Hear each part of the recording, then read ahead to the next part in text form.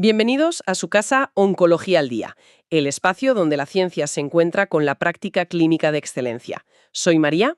Y yo soy José, porque sabemos que en nuestra especialidad quedarse quieto es retroceder. Hoy nos sumergimos en la vanguardia de la desescalada quirúrgica. Analizamos a fondo el estudio SOUND. Estamos listos para omitir el ganglio centinela con total seguridad. Quédense porque hoy elevamos el estándar. Hoy tenemos sobre la mesa un análisis que de verdad podría reescribir uno de los dogmas de la cirugía del cáncer de mama. Desde luego. Nos vamos a sumergir en el ensayo clínico SOUND, un estudio que se pregunta algo que, hasta hace poco era impensable. Totalmente impensable. En un grupo muy concreto de pacientes, podemos simplemente no operar la axila. Nuestra misión hoy es desgranar los datos, entender qué implican y, sobre todo, qué significa esto para la práctica clínica real. Es que es una pregunta radical, porque la cirugía axilar, aunque cada vez es menos invasiva, ha sido un pilar. Un pilar en el tratamiento durante más de un siglo. Claro. Primero fueron las linfadenectomías, luego la biopsia del ganglio centinela, que ya fue una revolución en sí misma. Una revolución, sí. Y ahora este estudio plantea el siguiente paso, que es la omisión total. El material que analizamos hoy sugiere que podríamos estar ante un cambio de paradigma tan importante como fue, en su día, el paso de la mastectomía radical a la cirugía conservadora. De acuerdo. Entonces vamos a desgranar esto. ¿Cuál fue el problema clínico exacto que el ensayo SOUND se propuso resolver? O sea, ¿por qué se llegó a pensar que no hacer nada podía ser una opción viable? Pues a ver, la semilla se plantó con estudios previos, sobre todo el famoso ACOSOC Z0011. El Z0011, claro. Este estudio demostró algo increíble. En pacientes con uno o dos ganglios centinelas positivos que iban a recibir radioterapia, no hacer el vaciamiento axilar completo no empeoraba los resultados. Y eso lo cambió todo. Eso hizo que la comunidad científica se hiciera una pregunta muy lógica. Si tratar la enfermedad de bajo volumen en la axila no parece cambiar el pronóstico, ¿es de verdad necesario buscarla quirúrgicamente en pacientes que, de entrada, tienen un riesgo bajísimo de tenerla? Entiendo. Es como decir, si el tratamiento para un problema de bajo nivel no aporta un gran beneficio, ¿merece la pena el riesgo y la morbilidad de la cirugía para encontrarlo? Exactamente. Ahí es donde el ensayo SOUND entra en juego. Su objetivo era validar esa hipótesis en el grupo de más bajo riesgo posible. ¿Qué eran? Mujeres con tumores de mama pequeños, de hasta 2 centímetros. Y esto es crucial, con una ecografía axilar preoperatoria que no mostraba ningún ganglio sospechoso. La pregunta era directa. En estas pacientes, ¿es la simple observación no inferior a realizar la biopsia del ganglio centinela? Bien, hablemos del diseño, porque para responder a una pregunta tan transformadora, la metodología tiene que ser a prueba de balas. ¿Cómo se estructuró el estudio? Pues fue un ensayo de fase 3, prospectivo, multicéntrico y de no inferioridad. O sea, el nivel más alto de evidencia. El más alto, sí. Se llevó a cabo en varios países: Italia, España, Suiza, Chile, lo que le da una buena validez externa. Se reclutaron 1.405 mujeres que cumplían esos criterios tan estrictos: tumor T1 y axila clínicamente negativa por ecografía, CN0. Y se dividieron en dos grupos, supongo. Correcto. Aleatorización 1 a 1. La mitad de las pacientes fueron al brazo de control, que era el estándar de cuidado. La biopsia del ganglio centinela. Eso es. Y la otra mitad al brazo experimental, que es donde reside la audacia del estudio. Ninguna cirugía axilar. Nada. Absolutamente nada. Solo observación. De acuerdo, el escenario está planteado. El diseño parece increíblemente robusto, además con reclutamiento en múltiples países. Pero la gran pregunta es, ¿se sostuvo esta idea tan radical de no hacer nada? ¿Cuáles fueron los resultados? Aquí es donde la cosa se pone realmente interesante. El objetivo primario era la supervivencia libre de enfermedad a distancia a los 5 años. Y los resultados son, como poco, sorprendentes. A ver. En el grupo que recibió la biopsia del ganglio centinela, la supervivencia libre de enfermedad a distancia fue del 97.7%. Vale. En el grupo sin cirugía axilar fue del 98.0%. Un momento. ¿Me estás diciendo que el resultado fue ligeramente mejor en el grupo al que no se le hizo nada en la axila? Estadísticamente son idénticos. La diferencia no es significativa, pero sí, los números brutos son esos. Lo fundamental es que se cumplió con creces el criterio de no inferioridad. La conclusión es clara, entonces. La conclusión estadística es clara. En esta población, omitir la cirugía no fue peor que realizarla. Pero, ojo, hay otro dato que es casi más potente. ¿Cuál?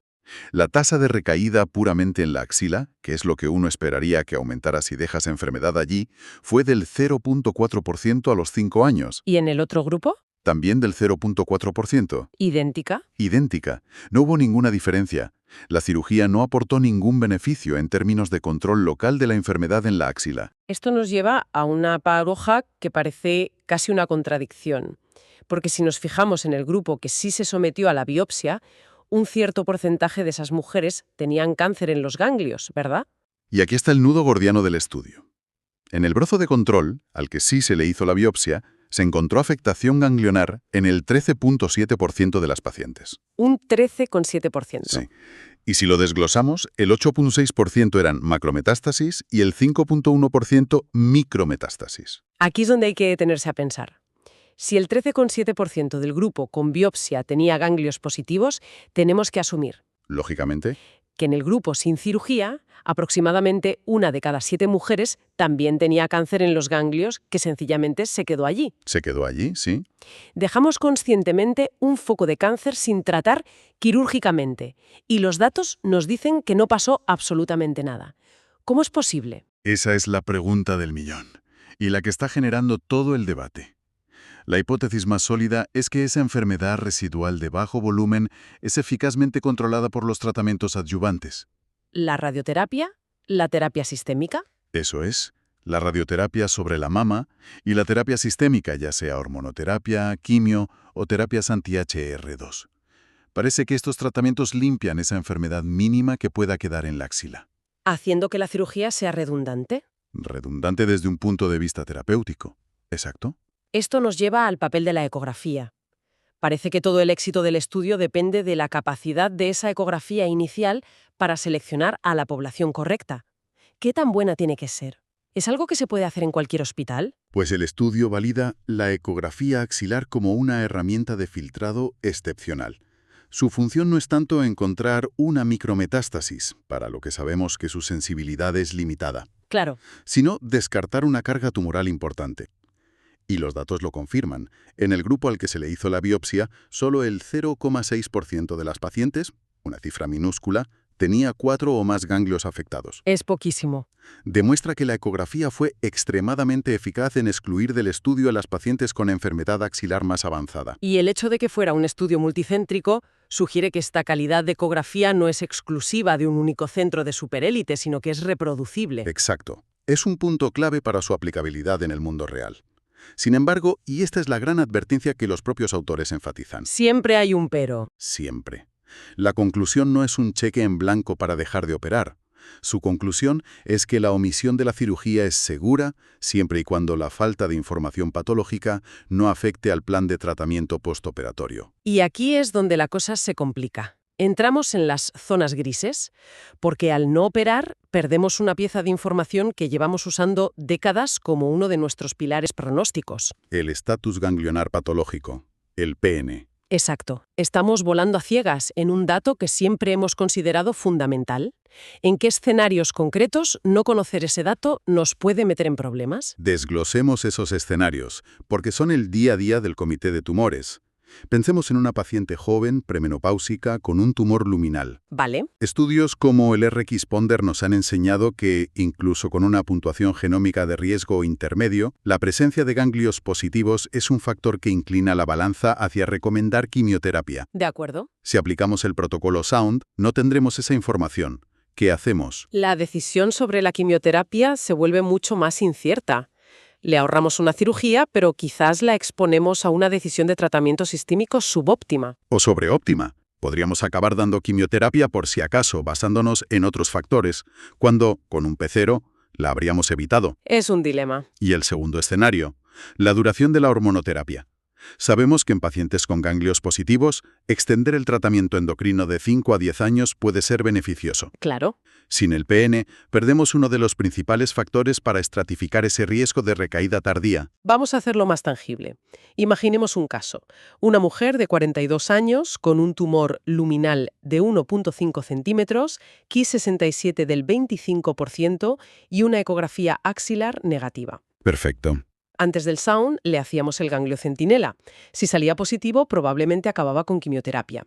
Si era negativo, con hormonoterapia y quizás la plataforma genómica. El manejo estándar. Ahora el Sound nos dice que podemos no operarle la axila. ¿Cómo abordamos la conversación sobre el tratamiento sistémico con ella? Ese es exactamente el dilema. Le explicaríamos que podemos evitarle la cirugía axilar y su potencial morbilidad, como el linfedema. Que no es poco. Pero a cambio, la decisión sobre la quimioterapia será menos precisa. Dependerá más de las características del tumor primario. Es un trueque. Menos cirugía, a cambio de más incertidumbre en la adyuvancia. Algunas pacientes elegirán la certeza, otras preferirán evitar la cirugía. No hay una respuesta única. ¿Y qué pasa con otros subtipos? Pienso en los ER2 positivos o los triples negativos. La situación es similar o incluso más compleja. En un tumor ER2 positivo, el estatus ganglionar es a menudo decisivo para elegir entre diferentes pautas de quimio y terapias dirigidas. No es lo mismo tratar una enfermedad PN0 que una PN+. Entiendo. En los triples negativos, aunque la biología es la que manda, el PN sigue siendo un factor pronóstico importante que puede modular la indicación. Y no olvidemos la radioterapia. Claro, la decisión de irradiar o no los ganglios regionales depende casi por completo de si están afectados. Si no tenemos esa información, ¿qué hacemos? Pues esa es la cuestión. ¿Irradiamos a todo el mundo por si acaso, con la toxicidad que conlleva? ¿O no irradiamos a nadie y asumimos un pequeño riesgo? Exacto. La decisión se basaría en factores de riesgo indirectos. El tamaño, el grado. Es una decisión menos informada. Y esto nos lleva a una última zona gris que genera bastante debate. La histología lobulillar. Un subtipo que sabemos que se comporta de manera diferente. Las metástasis a veces son más difíciles de detectar en las pruebas de imagen. ¿Qué nos dice el estudio sobre estas pacientes? Pues el estudio incluyó un 8.5% de pacientes con carcinoma lobulillar, lo cual es una proporción representativa. ¿Está bien? Sin embargo, no hay un análisis específico por subgrupos para ellas. Y aquí surge la duda clínica. Dado que las metástasis del lobulillar pueden ser más sutiles, ¿deberíamos ser más cautos al aplicarles el protocolo Sound? ¿O los resultados globales son suficientes? ¿O si son lo suficientemente sólidos como para incluirlas sin reservas? El estudio no responde a esta pregunta. Queda a juicio del equipo multidisciplinar.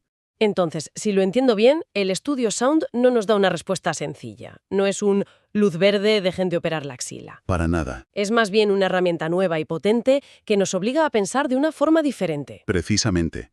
El estudio demuestra que en esta población tan seleccionada, la cirugía axilar probablemente no tiene un rol terapéutico. De acuerdo. La enfermedad residual es tan mínima que los tratamientos sistémicos se encargan de ella. El problema es que la cirugía sí tenía un rol pronóstico. Nos daba una información valiosísima. Lo que nos obliga a hacer es sopesar en cada paciente el valor de esa información. O sea, la pregunta clave en el comité de tumores ya no es ¿hay que operar la axila?, sino Sí, no. saber el estado de los ganglios. ¿Va a cambiar de forma significativa el tratamiento sistémico o de radioterapia que le vamos a proponer a esta paciente? Has dado en el clavo. Si el equipo multidisciplinar, mirando la biología del tumor, la edad, las comorbilidades, llega a la conclusión de que el tratamiento va a ser el mismo, independientemente de si hay 1 o 2 ganglios afectados. Entonces podemos omitir la cirugía. Es un estudio Sound, nos da la confianza y la evidencia de alto nivel para decir, podemos omitir la cirugía. Si por el contrario, la respuesta es sí, saber el PN es crucial para decidir sobre la quimio, entonces la biopsia del ganglio centinela sigue siendo el estándar. Es un cambio de un abordaje anatómico universal a uno biológico y personalizado. Es un cambio de mentalidad enorme. Nos obliga a confiar mucho más en la eficacia de nuestros tratamientos sistémicos y a individualizar la decisión quirúrgica como nunca antes. Es el futuro. Menos es más. Menos es más. Pero solo cuando la biología lo permite. La desescalada inteligente, no la desescalada indiscriminada. En conclusión, el estudio Sound no es una luz verde para abandonar la biopsia del ganglio centinela en todas las pacientes T1-CN0. Es una invitación, con evidencia de alto nivel, a un cambio de paradigma. Nos obliga a personalizar la indicación quirúrgica basándonos más en la biología tumoral y el perfil global de la paciente que en un abordaje anatómico universal. Nos fuerza a preguntarnos en el comité multidisciplinar, ¿va a cambiar la información del ganglio centinela nuestra estrategia terapéutica sistémica o radioterápica? Si la respuesta es no, SOUND nos da la confianza para desescalar la cirugía. Gracias por acompañarnos en este análisis de precisión. Si quieren liderar la oncología del mañana, síganos en nuestras páginas de YouTube y Spotify como Oncología al Día. Soy José y junto a María les deseamos una excelente práctica clínica. Hasta el próximo episodio.